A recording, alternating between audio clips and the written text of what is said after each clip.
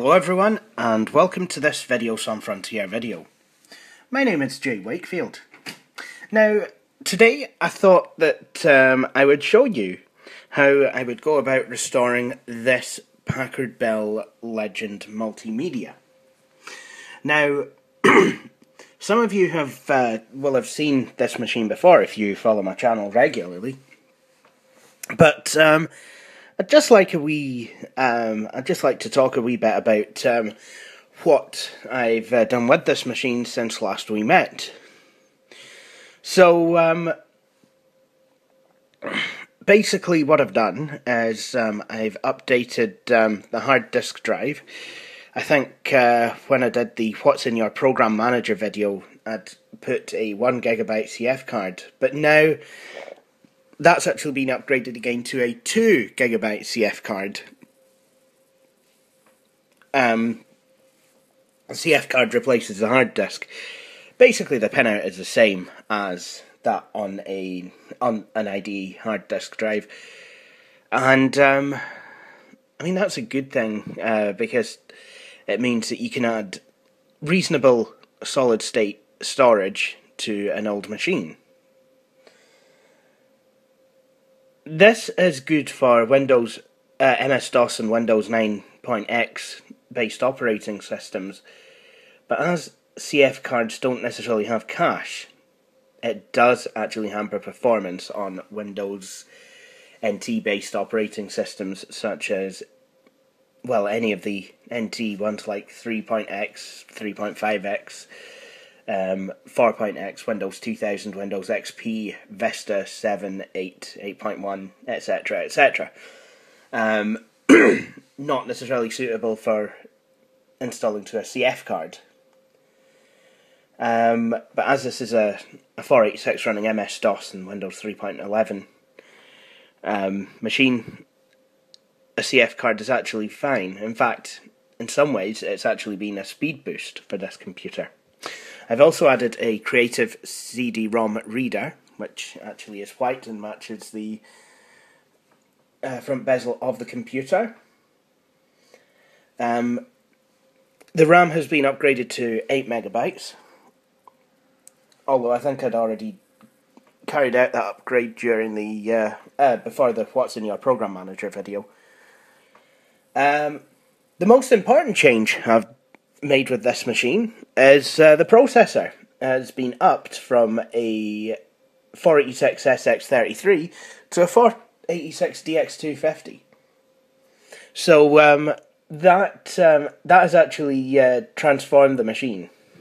That and the RAM upgrade have both kind of undertaken to transform this machine into something a bit better for, you know, gaming. SXs are good for playing quite old games, not necessarily the best for playing 90s games. So there's one thing this machine still does not have, and that is a CMOS battery, and that will become self-evident when I power it on, as I'm away to do now. So like I said, what I'm going to do with this machine is we'll basically reformat and restore it using a US Master CD from 1994. Unfortunately, the UK Master CDs, you really need a UK boot floppy, and those are extremely difficult to find. Right, so because the machine doesn't have a CMOS battery, it'll tell me that diskette drive B has failed, time of date has not been set, I should run the setup program, and there's also an invalid configuration, invalid configuration information. Please run setup, press the F1 key to continue, press the F2 to run the setup utility. Now if I pressed F1, it'll just say no boot device available, and it'll just kind of beep at me. So all I have to do is run the setup utility. Standard CMOS checksum was invalid. Standard CMOS defaults were loaded. System configuration was invalid. Review all configuration settings. All I have to do is just go out of setup, and then it'll actually boot. Now, because this is an old machine, I've actually had to I've actually had to install on-track disk overlay for it to work with this 2 gig CF card. Same thing when I had the 1 gig CF card in. So what I have to do is, well, if I want it to work properly with the hard disk, I have to wait until on-track loads, and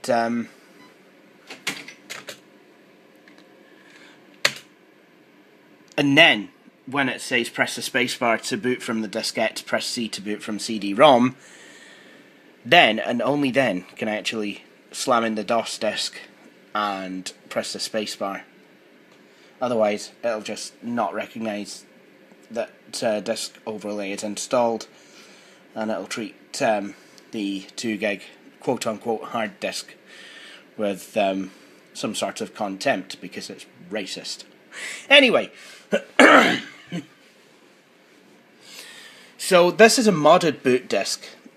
It's actually got IDE CD-ROM drivers. This motherboard does actually support IDE CD-ROMs, but funnily enough, none of the Packard Bell restore disks do.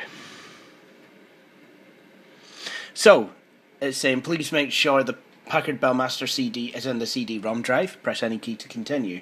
Well, there is a CD in there. I inserted it, and now it's a way to detect it.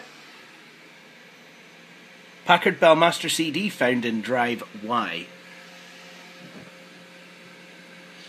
Excellent.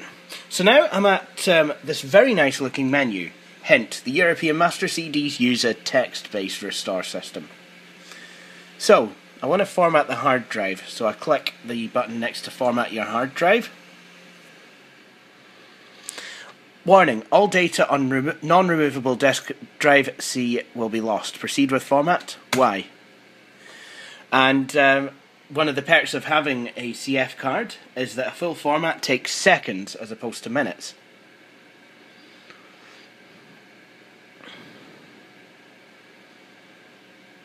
And how can I tell that the disk overlay software is doing its job? Well, in a minute or so it'll actually say system transferred. In fact, it's already doing that now. Well, it's transferring the system files to make the hard disk bootable. And then it'll take me straight back. Yep, there we go. And in a minute or so it's going to press any key to continue, and it'll take me back to the master CDs menu. So now what I want to do is restore the hard drive files from the master CD. Now, a wee word in your shell like about this.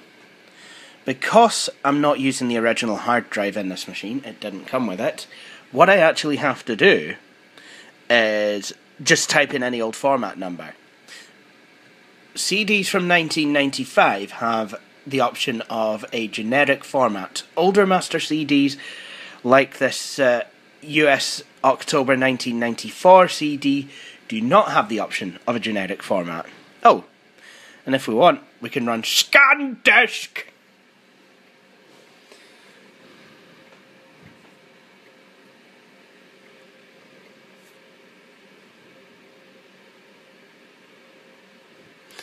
Shall we do a surface scan? Let's.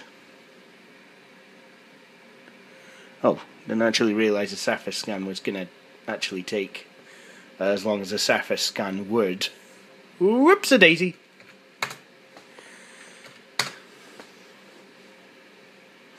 So what we're going to do now, no more messing about, we're going to restore hard drive files from the master CD.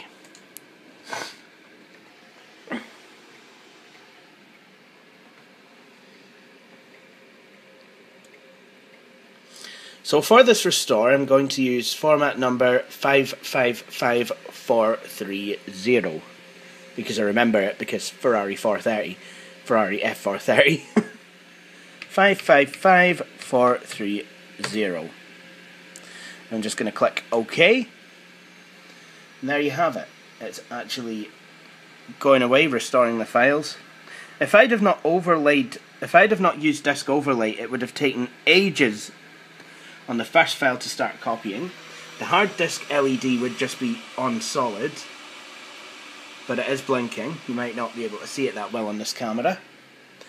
And after a while, I would get an error in the top left corner saying that there's an error writing to drive C. And would I like to retry?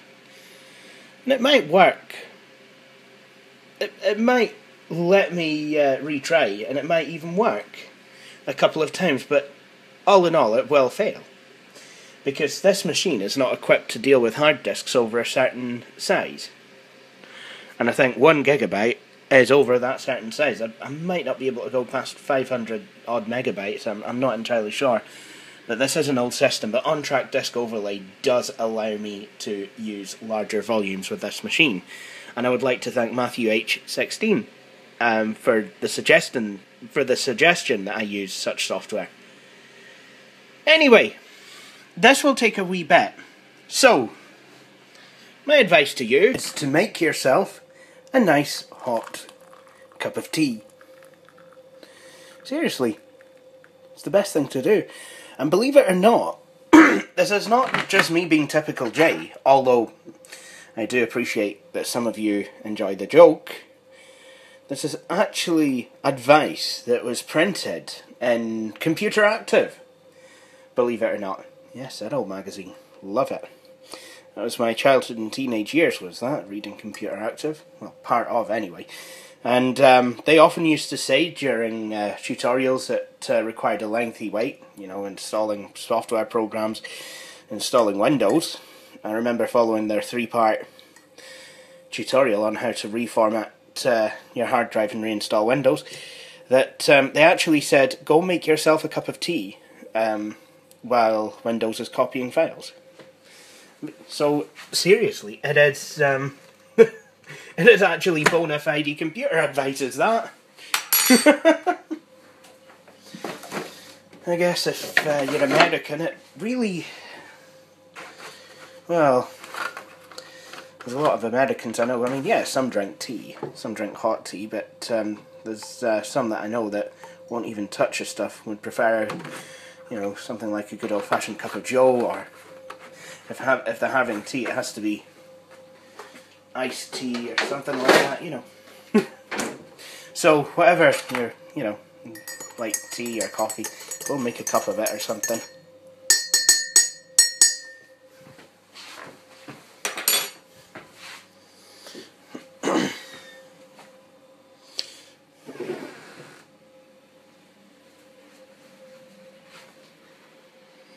So this is still working.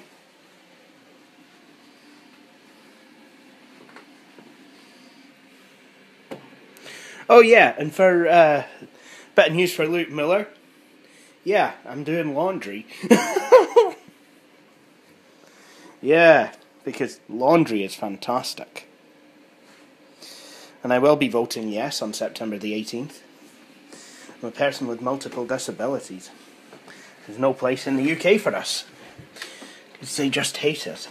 They're deliberately trying to, they are literally deliberately trying to, you know, punish us all. Literally, and I mean that. So, you know, while we're on the subject of yes, my advice to any Scottish person, any person living in Scotland who is able to vote on September the 18th, vote yes. 70% of the Westminster cuts are still to come. Seriously, there is no place for anyone in Britain now unless you're a rich, white, heterosexual male. They do not like any of the, what NUS might call, liberation groups. So anyway, I'll jump cut, as this is still going to take a while to restore. Okay, so the restore has completed. So what we need to do here is simply click OK or press enter. Now, you might think at this point the restore would be done, and if I had an original CD-ROM drive, as in one of the CD-ROM drives that would have shipped with this machine, then yes, it would be complete. But because I'm using a generic IDE CD-ROM drive, that is not necessarily the case. So when I first start the machine up, it is going to complain that the CD-ROM drive has not been found, and consequently it'll work, it'll boot, but it won't actually have CD-ROM drive access. I won't get access to the drive. So what I'll need to do is copy the drivers over. So what I'm going to do is I'm going to restart the system. It says remove the floppy disk and press any key to continue, but that's not right. You need to leave the floppy disk in until you press any key to continue. And when the writing disappears from the screen, then you eject the disk. Otherwise it'll be like, can't read from drive A. So, as you can see, the machine is booting itself. The disk drive overlay software is still active there. See, it's saying ensure, that's misspelled. Ensure ensure that the drive power is on and the drive cable's correctly attached. Abort or retry. Well, I want to abort. So, I need to copy some drivers over. Now, because I've got quite a complicated system, there we go, Windows has started. Oh ho, look at this, what's happening here? Welcome to Packard Bell's Navigator. Welcome to the main menu of Navigator, the easy way to get to know and use your Packard Bell computer. Explore the functions of Navigator by using the mouse or the tab. I'm not up in the current slang, but do the kids say, I heard you, does the kids still say, I heard you like to shut up? Anyway, I'm just going to delete Navigator from startup. I know you can have Navigator not start the shell. I know that there's a way to do that, but Navigator will still be on the bottom. I want to invoke Navigator when I want to invoke it, not when it wants to invoke it. Anyway, I backed up my AutoExec and config files, so what I'm going to do, I'm just going to see where I put the CD-ROM driver in those files. So, to do that, I'm just going to go to Notepad, and yes, I backed them up in the Packard Bell floppy. And I don't know why it formats the drive as Windows 95. Must be the boot disk I used. Oh well. We'll soon sort that out. Now because it's not a text file, I need to go to all files here. And I just want to go to config.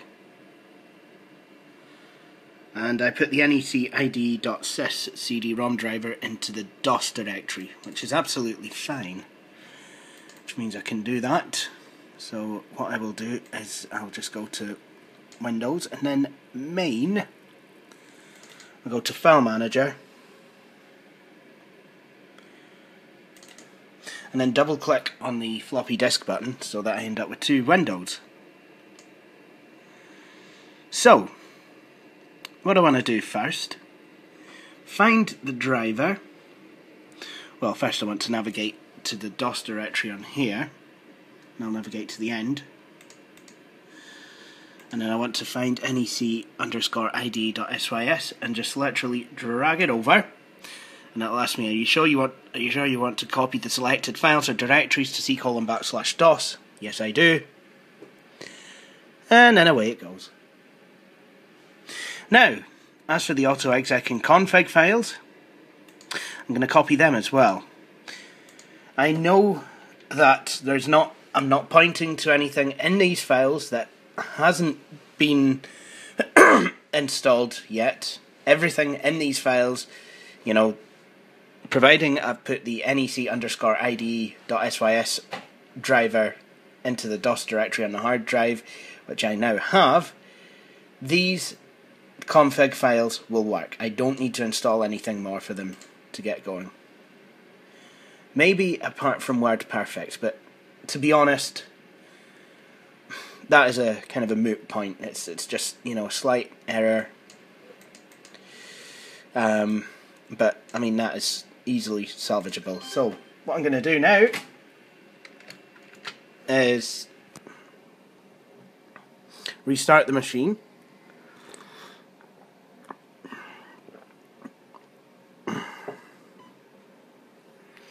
And if I've done this right, I have my multi-boot menu. So let's just try out DOS gaming, see if it goes. I will be installing some games. And it's not really bothered that WordPerfect isn't on here, so I'll tell you what I'm going to do. Let's test the sound card. Oops.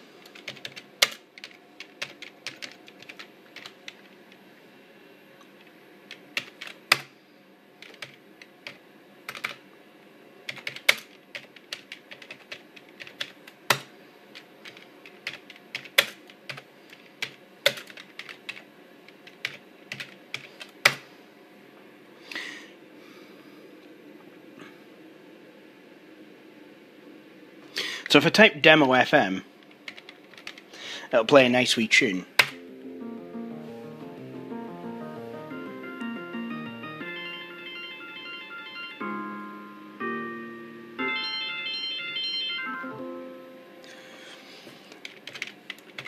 And if I type demo 8,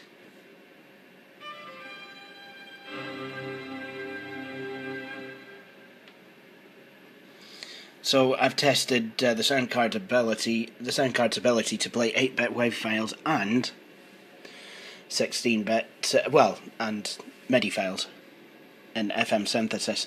Now if I go to Easy Star, I get a couple of utilities. So we can test the sound card. Alright, welcome to 16-bit audio board hardware diagnostics. Press enter to start test. So let's test the FM music.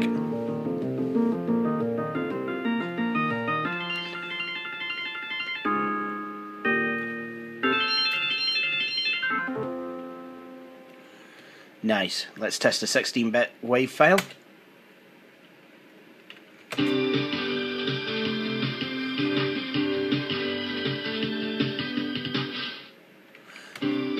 We can test it out the left speaker.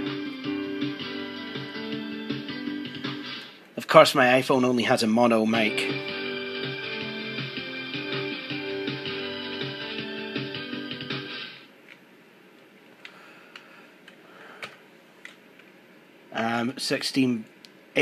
Sound Blaster 8-bit. Love that. MIDI out, MIDI in.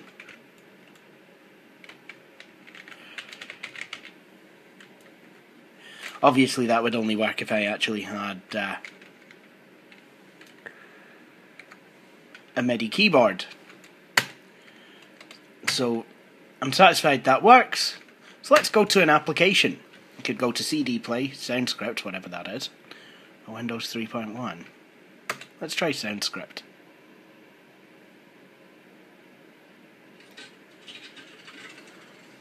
Oh yes.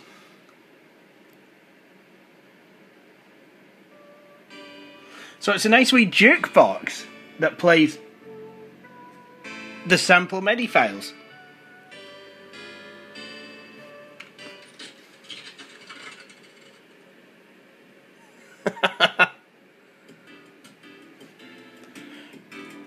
This goes out to Luke Miller.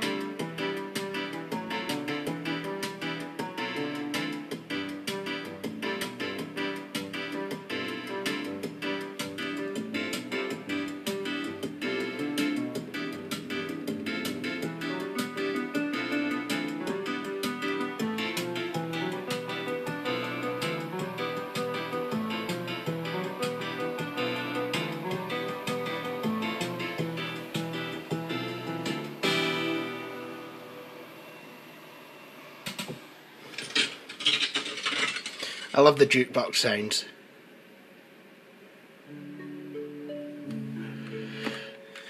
Okay, enough of that. We want to go back to Windows because we actually want to get some applications installed, maybe today. Because there's a few games I want to play. And I am going to make a games directory on this system for all my DOS games.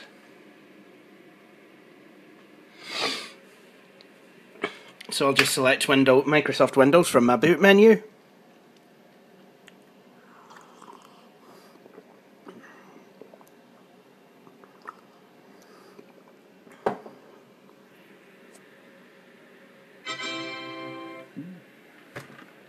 Here we go.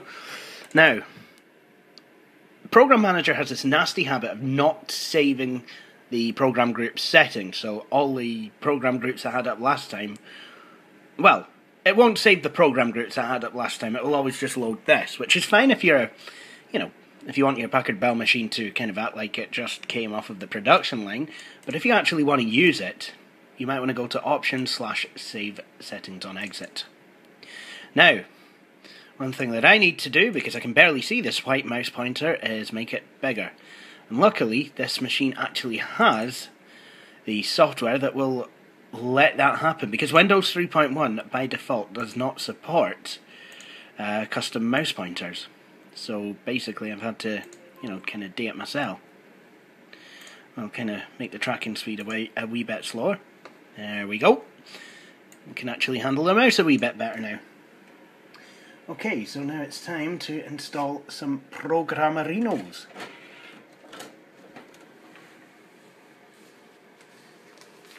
I'll just put the Packard Bell CD back.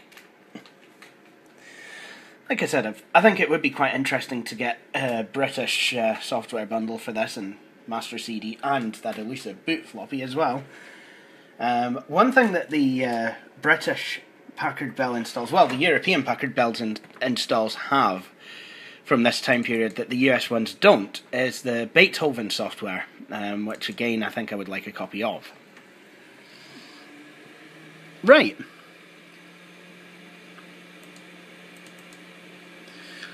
So I've got a few programs here, but not all of the ones that I need, which is actually quite worrying. I did have a disk. I mean, there's a certain program I use called Plugin, which isn't on here, but for the time being, PaintShop Pro is. So I'll just I'll use this while I just get this going. I always have PaintShop Pro installed so I can do screenshots, and for this system, there's a desktop background I want to set up, which I found on a friend's Facebook page, but I want to kind of pare it down to a format that this computer will like.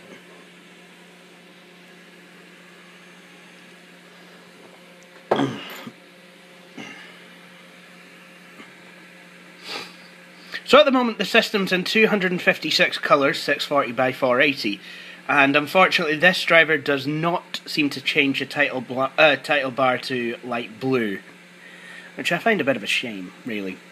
I quite like the light blue kind of look thing. Anyway, so what we're going to do here, yep, I want to add shortcuts to the Program Manager. Would I like to start PaintShop Pro now? Obviously I would. So what I'm going to do, I've got the image file saved on a flippity floppity disk that used to belong to an Ethernet card, but the files on there were corrupted, so I formatted on the floppy disk.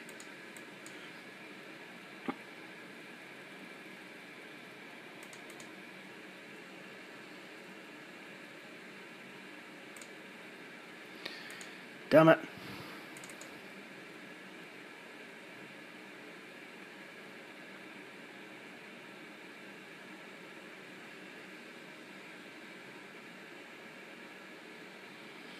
I'm just loading one of the files.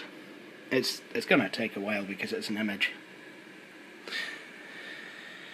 There we go. Now, I think I might need to pare it down to 16 colours. So I want to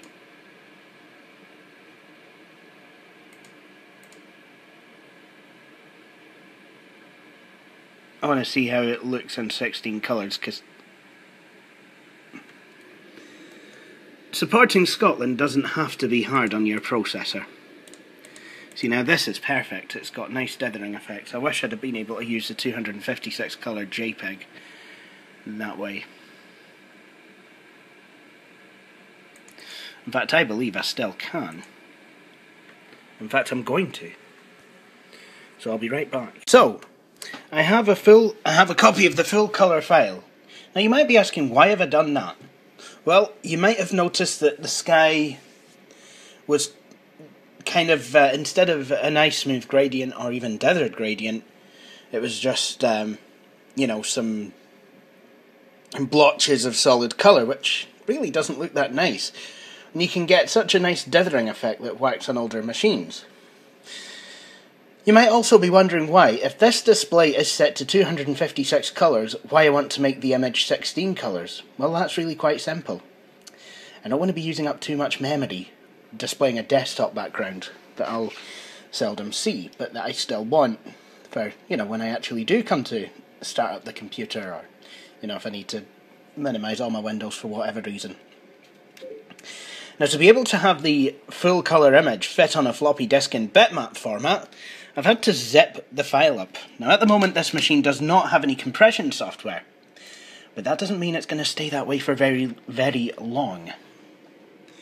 Oh, look what's on this CD! A copy of WinZip 6.3, the last version to work with Windows 3.1. Let's install it now!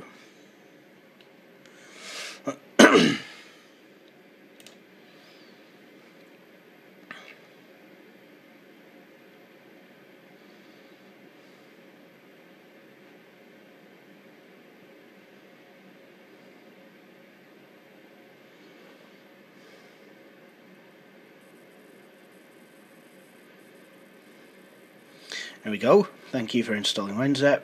WinZip features built-in zip and unzip, full drag and drop support, easy install uninstall files of files in archives, support for tar, gzip and compressed files, optional support for ARJ, ARC and LZH files, optional support for many virus scanners.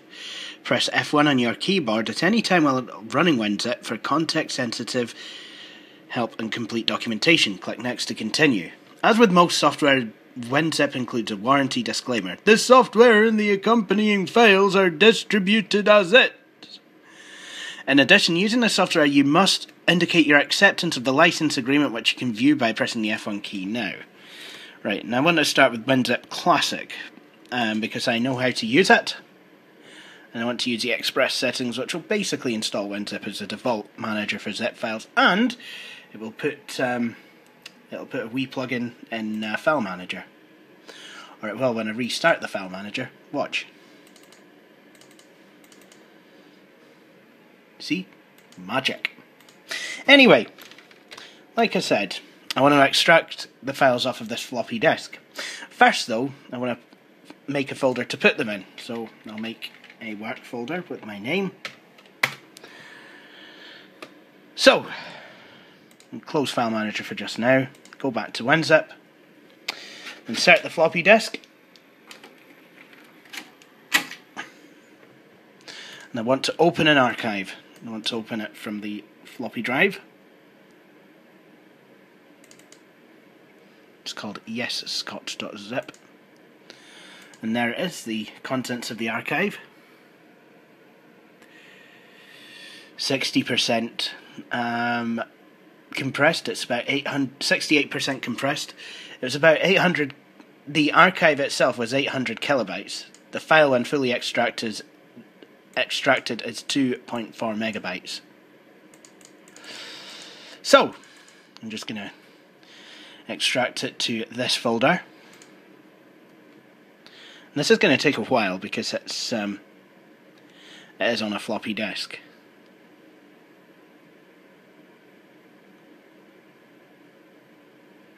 It's just like installing a program.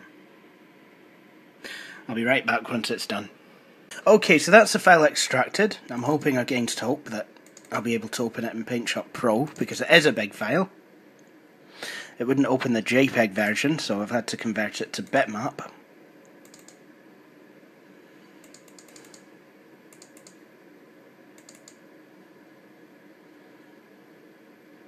Wow.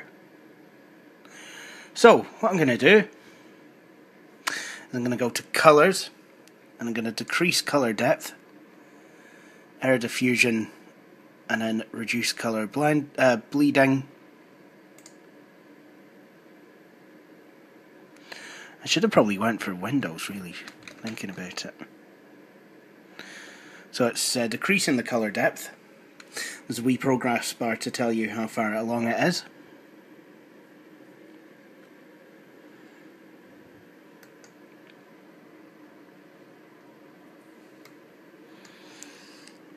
And obviously you can't see the bloody scroll bar. Great. So let's oh dear. That wasn't meant to happen. Whoopsie. Yeah. That wasn't supposed to happen. I wonder if I can just view the image. I'll zoom out. So, yeah, it's a wee bit dithery, but I mean that's kind of what I really wanted. And it's not too bad. I mean, the message still gets across. Scotland's referendum date, 18th of the 9th, 2014. Imagine a better Scotland. I'm just going to zoom it out even more, because now I actually want to work on the... Oops, that's a bit too much, maybe. Whoops.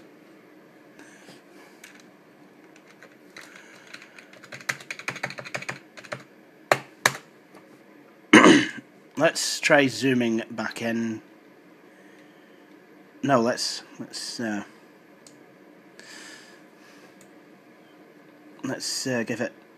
it 1.3.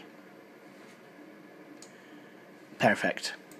Now, this is not exactly 640 by 480, so I want to crop it. Now in Photoshop that's easily done. You can crop an area of a certain aspect ratio. Sadly with PaintShop Pro I don't think it's really that simple. Let's have a look at the toolbar.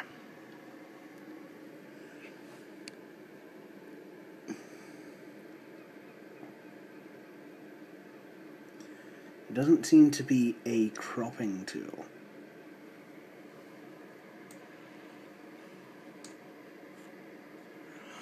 I wonder if I resize the image it'll probably squish it up. Yep, that's exactly what it's done. I don't want that.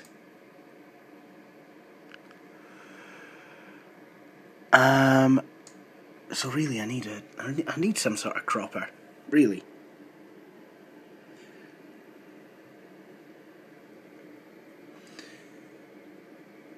This is not good.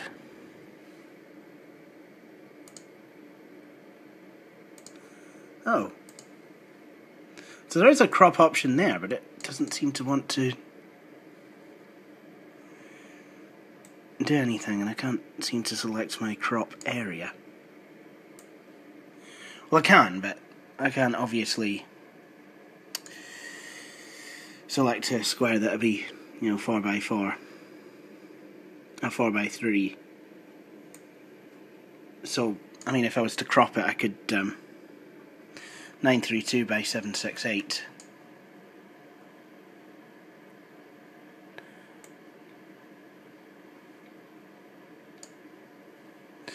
So, I mean, what I want is something that will crop like that.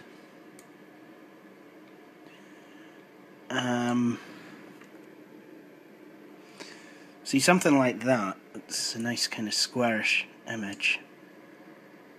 Maintain aspect ratio. 640 by 518.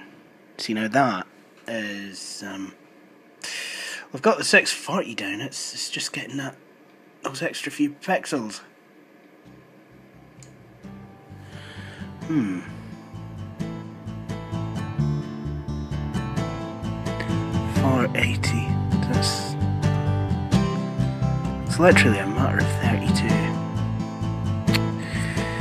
32 pixels, I would say, or 33 pixels. I love how some people call it pixel.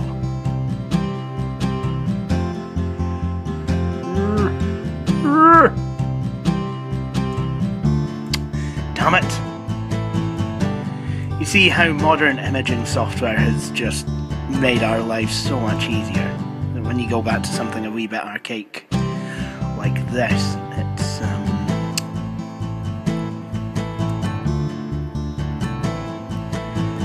it's too much. Damn it! You can't even win! Ah, oh, you can't even win!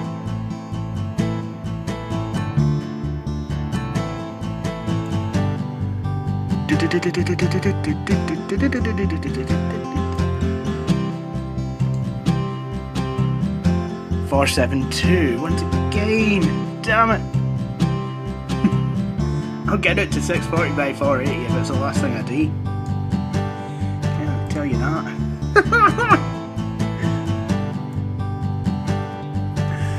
Aye, right enough. Let's give him a wee bit of grass. Not in that way. 476. Nearly! This is fun.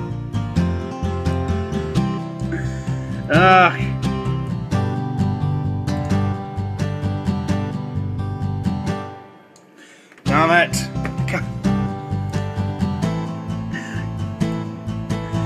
I'll have to make this available now as a download because it'll take me so much damn work getting this sorted.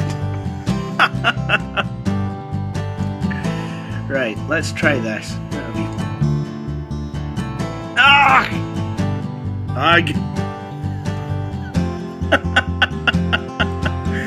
No, man!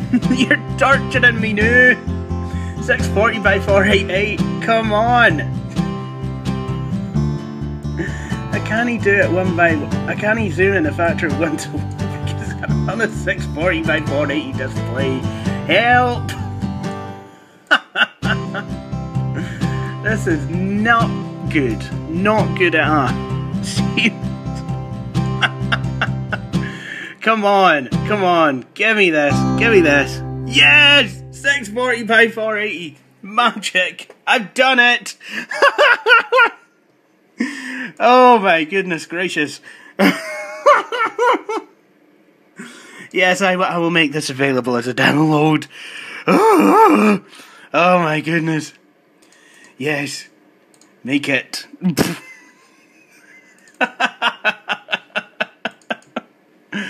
Oh. Right. So, what I want to do now is set it as my desktop background, and I do that in the file manager. No, I don't. I do it in control panel.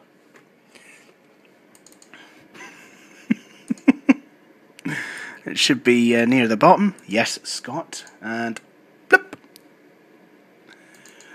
So if I minimize my program manager. Oh yeah. Look at that. Look at that. That's just magnificent.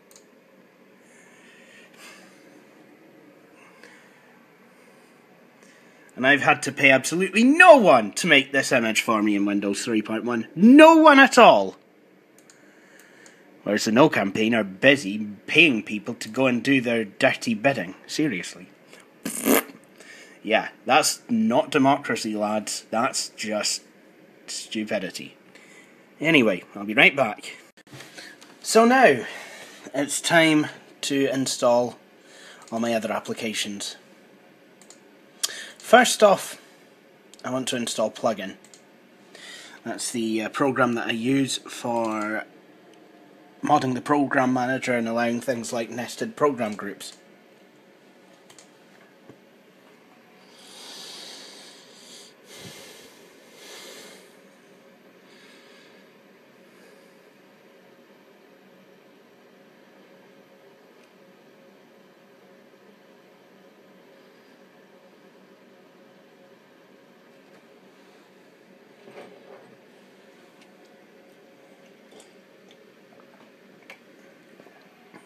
This cup of tea's a wee bit cold now. Maybe I'll make another one when installing Office. Installation Phase 1 complete. We will now run plugin for Windows and proceed with Phase 2 of the installation. Please remember to enter your permanent registration info. See your invoice after plugin starts. Would you like to make backup copies of your program manager groups and any existing plugin data files? Yes, I would. Your data files have been backed up to c:\Windows /plugback. Plugback?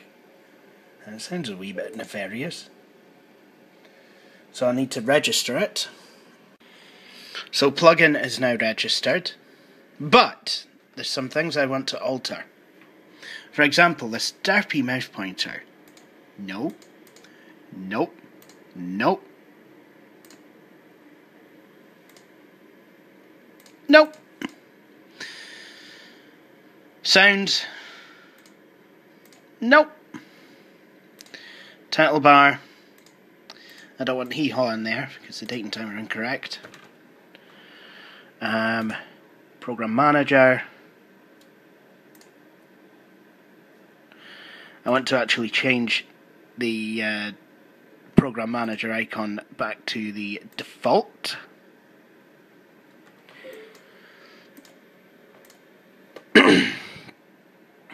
So there, now plugins installed.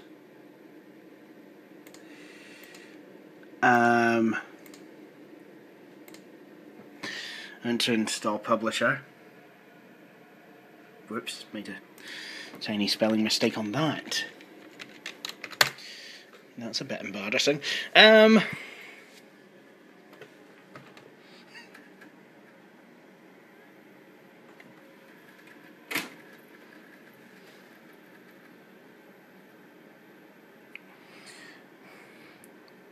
Don't think I would have made that mistake if it had been the Brazilian language version of Microsoft Publisher, even though that would be Portuguese. Leave me alone.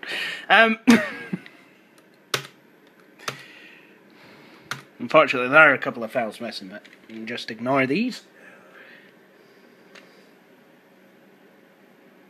So basically now, it's just a mundane task of setting up my programs in Windows.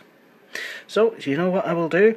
I will go ahead and do that, and then I will get back to you once my programs have been installed. Okay, so let's install some DOS games. Now, a lot of DOS games will come with some installer routines, but some won't. My version of Wolf, for example, doesn't. Now, I want all my DOS games to be together, as much as it can be. So in the C drive, I'm going to make myself a new directory, and I'm going to call it Games. And I'm going to browse to the Games directory, just double click on it here. And in that directory, I'm going to copy Doom and... Whoa! And I'm going to copy Wolfenstein 3D. All I need to do is just drag them to the Games directory and copy them over. And as you can probably see, that's exactly what is happening. Now, I do understand that you can actually make shortcuts in Windows 3.1 to run your games. This is what Brandon Bishop does with his Windows 3.1 machines. He did it with his PS2 Model 80, and he's doing it with his Tandy 425SX. However, I'm not going to be doing that. I'm actually going to be using the games... Jones, what am I trying to say now? I'm actually going to be using the games in DOS, as it was intended. Now, while we're on the subject of DOS programs, I do want to install a DOS program that has got its own installer, and I will be making a shortcut to it in Microsoft Windows. We can actually find the disk it's on again, that would be lovely.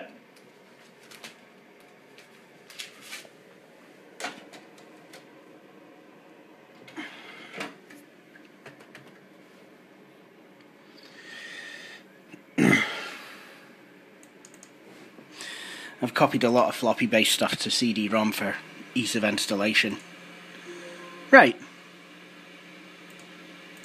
While I'm at it, I'll copy Mortal Kombat. I'll copy Outrun across.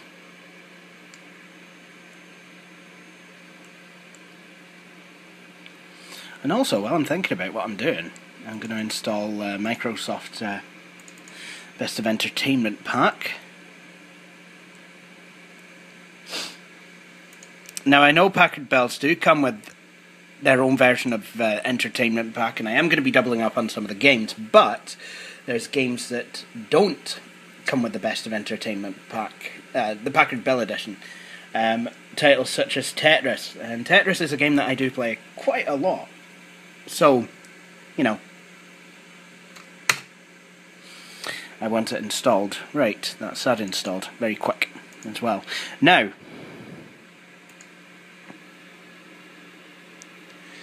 so much to install actually, I never really thought. Video for Windows.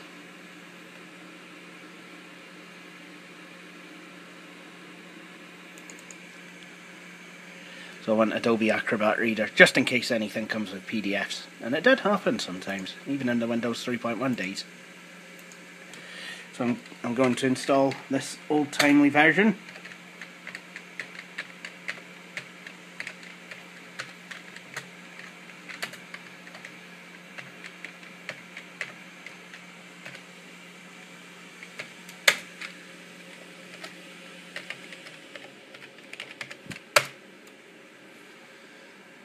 There was a way to install some DOS stuff, I promise. Now, some cool stuff to install. Come on.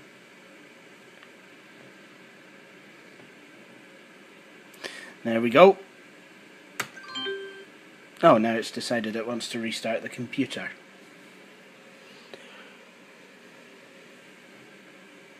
The sounds are a wee bit distorted, and there's a good reason for that. The speakers are actually connected to a 5-port hub with wires going to different machines, so please forgive me on the sound.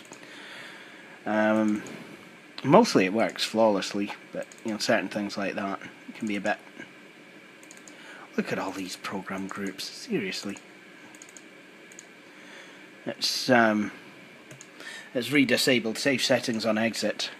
That's why my program manager looks so messy. Right, okay, so for the DOS programs, I'm actually going to drop down to DOS. So, a couple of things I'm away to install. WordPerfect.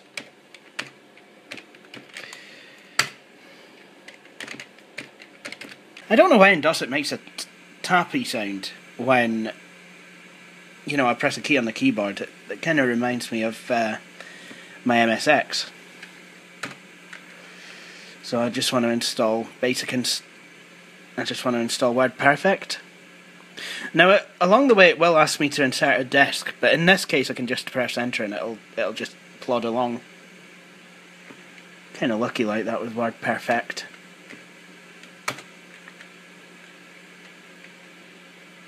And if I've done it properly, I should be able to start up WordPerfect from, you know, the configuration with MS-DOS and, well, MS-DOS gaming mode. See, for those of you who don't know, and I'm pretty sure I've said this before, when I was 9 years old, the local council were doing something where you could write your life storybook, you know, and they said you can do it in any which way possible. You don't have to,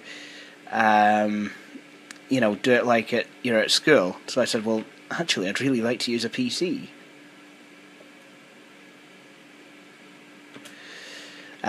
So they fixed it so that I would use a pretty old PC even for the time. It had a 5¼ floppy drive, no 3½ floppy drive. It ran Windows 2.03, but I didn't use that. I actually used WordPerfect to write my life storybook. So for me, it brings back a lot of memories. So I'm just going to test in game mode to see if it's being done right. I'm not going to bother with CD-ROM support because I'm going to reboot back into, well, so if I type WP, there we go. There we have it. WordPerfect. Do I want to save the document? No. Do I want to exit WordPerfect? Yes. So, now to install the second of my DOS programs.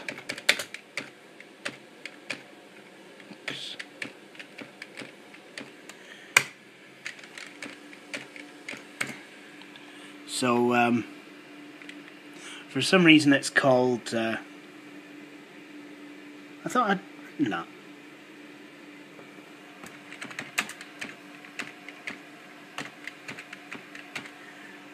I wanted to write Works 3 DOS, but it wouldn't let me, so it's now Works 3DO. I wasn't aware they made a version of Microsoft Works for the 3DO, and it's not even letting me navigate to it. That is annoying. So I might actually have to go into Windows to install this after all. That's annoying.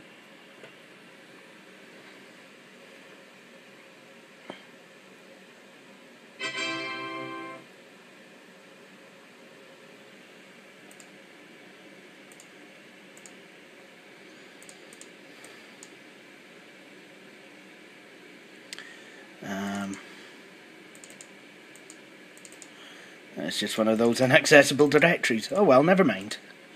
So,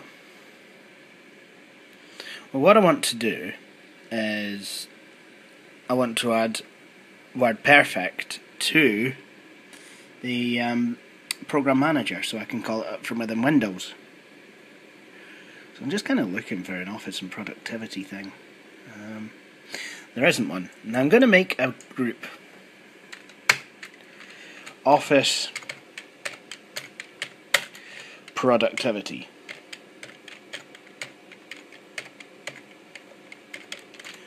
In fact, I'm going to call it Office and Productivity. I'm going to show you how to make a custom program group. So now we've got that, I want to change the program icon.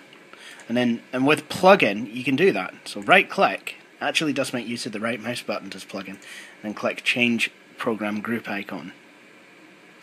So I can use any of the Windows icons, or I can use some that have been provided by whoever it was that wrote plugin. These are all very nice icons, but these are none of the icons I want. So let's try a different set of icons. How about this one? One that looks like a skyscraper. I'm going to have that. There we go. Eventually I plan to put custom icons to all of my groups. So with plugin you can make nested program groups within program groups. But if you're planning at some point to upgrade down the line to Windows 95, don't bother. I mean, seriously. Because while Windows 95 supports nested folders in the start menu, it doesn't support plugins brand of nested folders, and these will just be dodgy icons in your various start menu program groups. It won't work. But if you're planning just to stick with Windows 3.11 like I am, then go ahead and nest your program groups. So I'm going to do that. I'm going to actually nest PaintShop Pro in the Office and Productivity group, because PaintShop Pro allows for productivity. So all I have to do is just drag it across, and there you have it. But PaintShop Pro might like its own icon. So what we're going to do is I'm going to use this icon here. So just to cheat a little, I'm going to copy the path to the psp.exe file, which I believe the program icon is associated with, exit out of that program group, right click on its icon, or go to File and Change Icon, because for some reason it doesn't seem to want to right click in a nested program group, and there you see we have the PaintShop Pro icon plus a couple of others. So I'm just going to select that one and then click OK. And there you have it. PaintShop Pro has got its own nice wee icon. While I'm at it, Adobe Acrobat 2 can go in there. And so can Visio.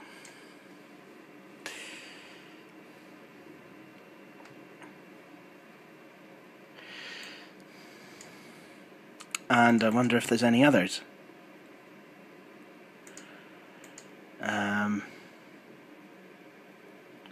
Yes, there is. Visual Basic 3. That gets to go in there as well.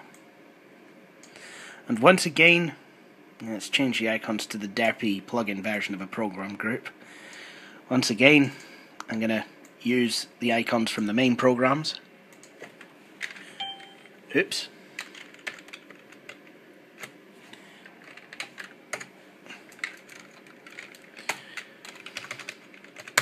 It's funny that I can seem to navigate better with a keyboard sometimes.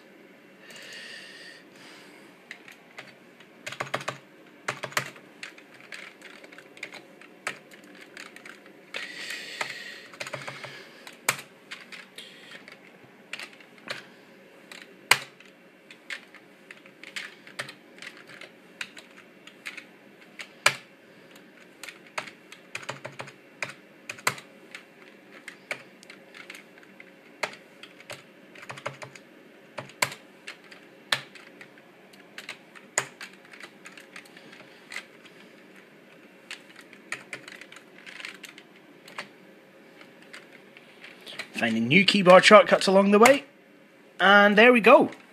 Now, back to WordPerfect. I want that to run within Windows. So I'm going to make a shortcut to it. Now I can use the Windows setup program to find DOS applications, but that's a wee bit messy sometimes. So what I'm going to do instead is go to File, New, and I want Program Item. Or you can create a nested program group here as well, if you want. You just want a program item. So, what's the description? It's called Word Perfect 5.1. Command line. Well, we'll browse to it, shall we?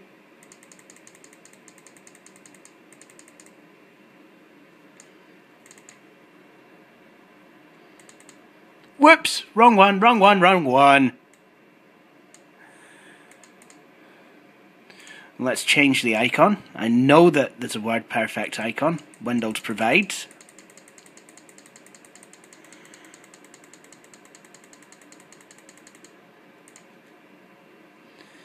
That if I use the Microsoft Windows setup program, it would actually provide it. I think it's called More Icons. So there we go, moreicons.dll.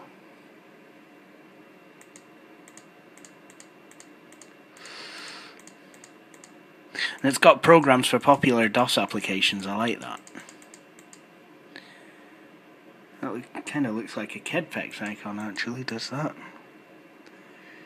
There's Quattro Pro, Paradox, Borland, something? What is that? Borland Reflex. I didn't know Borland were tied in with Duran Duran. Lotus 123.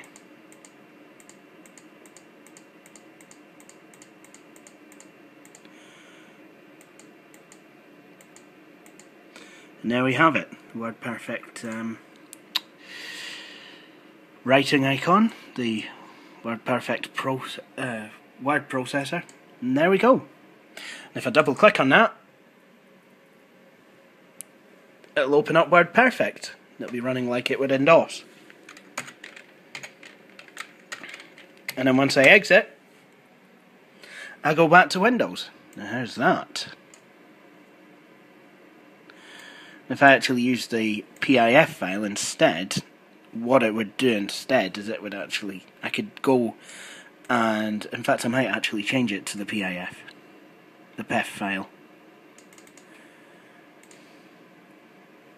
Oh great, now I've got to blimmin' do my icon again. Damn you all to hell!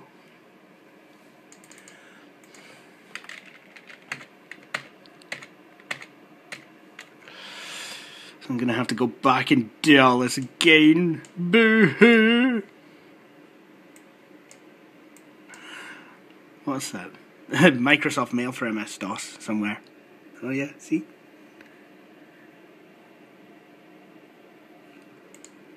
Borland Sidekick 2.0.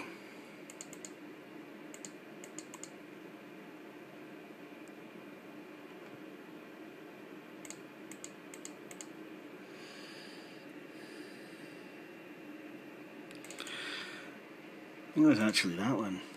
Yeah. But if I want, I don't know when. Ah!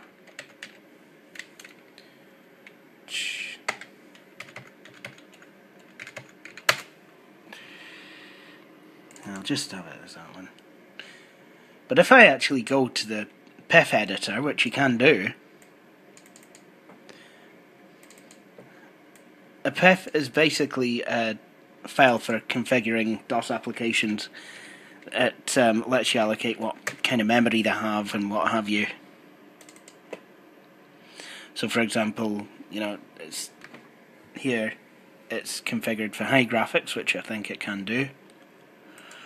And if I want to run it windowed, well, that's not a problem.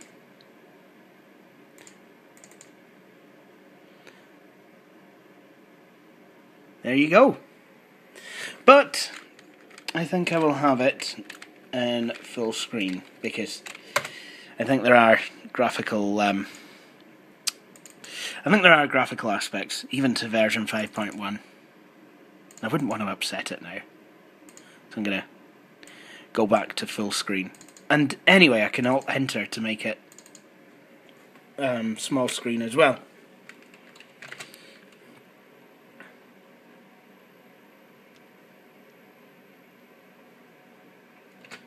And then go back to full screen.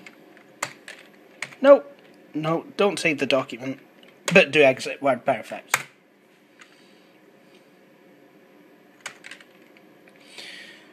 Save the document, no, exit WordPerfect, yes.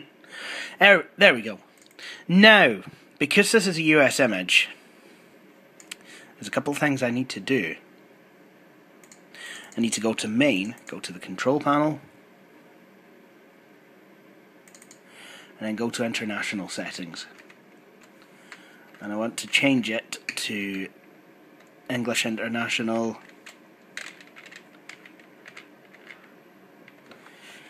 country United Kingdom, language English International, keyboard layout British.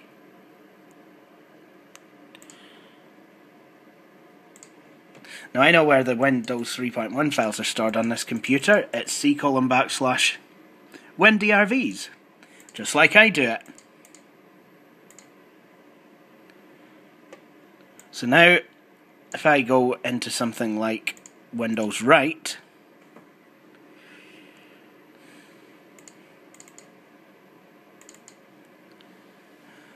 I'll change the font size to something that I can actually flame and read.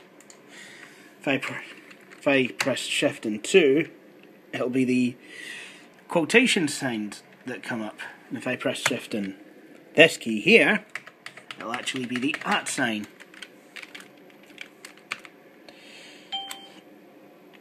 And I even get access to the pound symbol. So there you have it. Now, this is not by any means an exhaustive install of my Packard Bell computer system, but there's a couple things I want to show you before I do wrap up this video. Now, those of you who played Apple II back in the day might have played a game called Lemon Stand. And I thought, I wonder if there's a DOS version. And sure enough, I think I've found one. So I'm going to copy it over from this disk.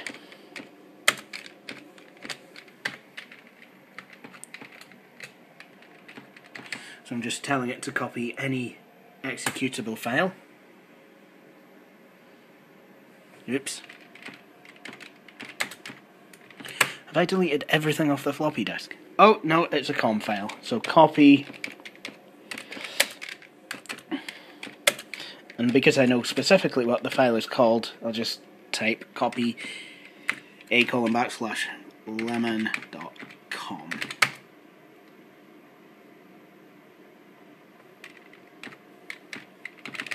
I don't know what I'm getting myself into. Oh look, it almost looks like the Apple II version.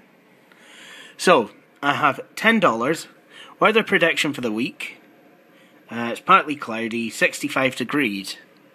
Supplies of sugar, pounds of sugar, $0.00. Quarts of lemonade, $0.00. Number of cups, 0.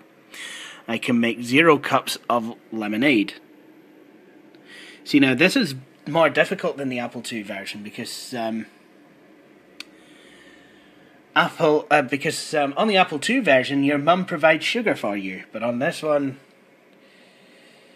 see, my mum, well, put it this way, it's not my mum. She'd probably help me out. Although we never really had lemonade stands in the UK.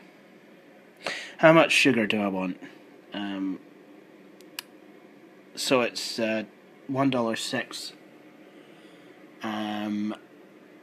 for a pound. Now, I do have a lot more money than I would on the Apple II version. On the Apple II version, you start with something like $2. So, I don't know. Let's pick up a couple pounds of sugar. How much lemonade? 75 cents a quart. How many packages of 100 cups? 90 cents per package. Do I want any changes? Nope. How much will I charge for lemonade? 65 degrees, so let's say 15 cents.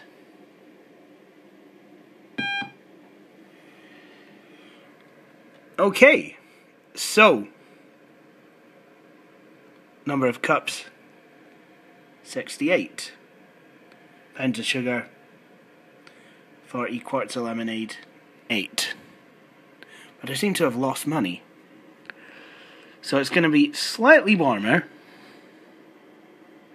You've run out of supplies. Right, okay. So maybe I'll take... 3 pounds of sugar. 3 quarts of lemonade. And 2 packs of 100 cups. No changes. I think I'm going to charge 30 cents. You do not have enough sugar.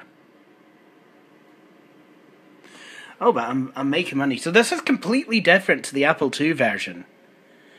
But it's the same concept, but in a few ways it is completely different.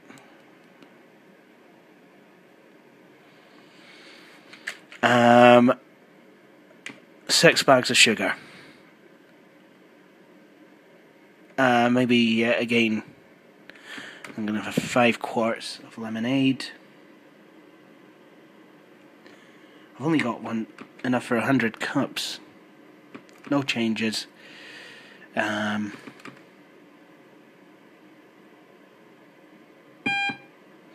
out of supplies. I'm making money on this. Oh my goodness, weather prediction is going to be rainy, but it's going to be very hot. So that could be really quite difficult. Unfortunately, unlike the Apple II version, the graphics aren't that great. In fact, it's all text, but what they've done, they've done it well. How much sugar do I want? I want, what do I want actually? Seriously, how much? I want 5 bags of sugar. I want I'm gonna say 5 quarts of lemonade. I think I'll have 3 packs of cups. No change. I'm gonna charge 30 cents this time because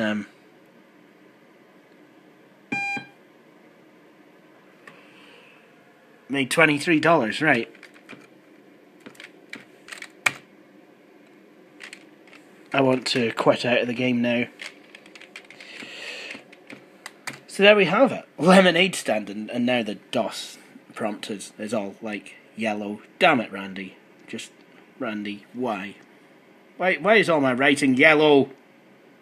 Damn it, Randy. And before I do anything, I'm just going to make sure Wolf 3D works.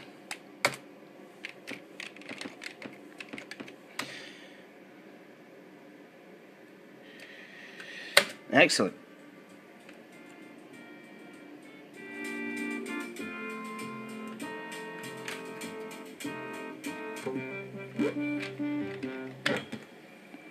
And for some reason the sound is equalised very low. I can't understand why. What I think I'm going to do is I'm going to go to the mixer. And I've forgotten where the blooming... Okay. CD 4016. CD utility. List everything ending in exe. And I want the mixer.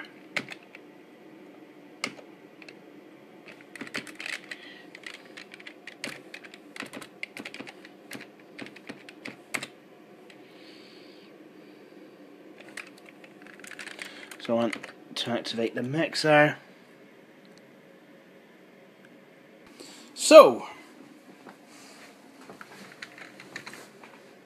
this is the Packard Bell pretty much installed now. Obviously there's still a fair few programs to install on it. However, I do have Microsoft Office installed. And I've copied Microsoft Publisher over to the Microsoft Office program group as well.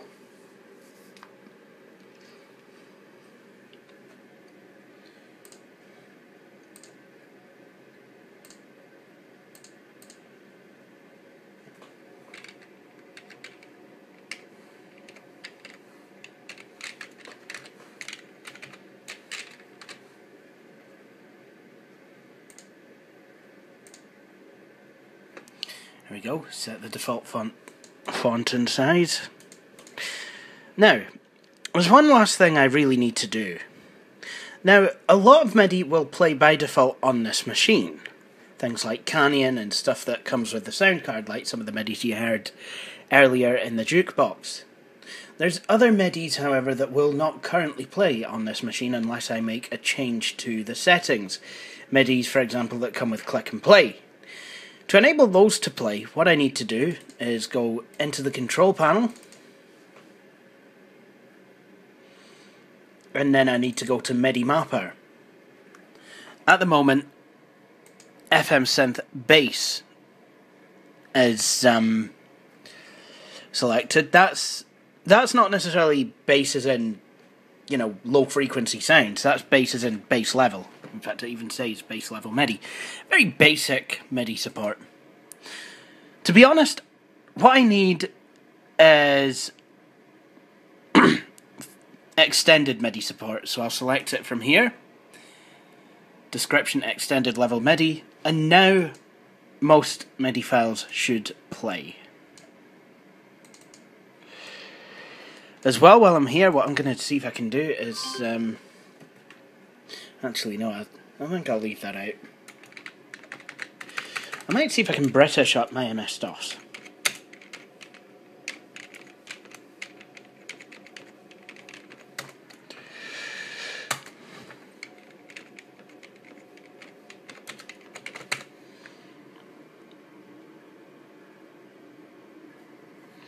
Ah, never mind. I could do it manually. In fact, I'll find out how to do it manually, and I'll do that. But for now, this is the Packard Bell Legend Multimedia, nicely installed. I'm going to remove this CD-ROM from the drive, and I'm going to shut the machine down. And it's perfectly safe to turn off an MS-DOS machine at the command prompt. Anyway, I would like to thank you all for watching this video. If you like what you see, please feel free to subscribe to my channel. If you're already subscribed and you like what I do on my channel, please feel free to follow Videos from Frontier on Facebook. The URLs will follow, but in the meantime, thank you for watching, and please feel free to join me for my next video.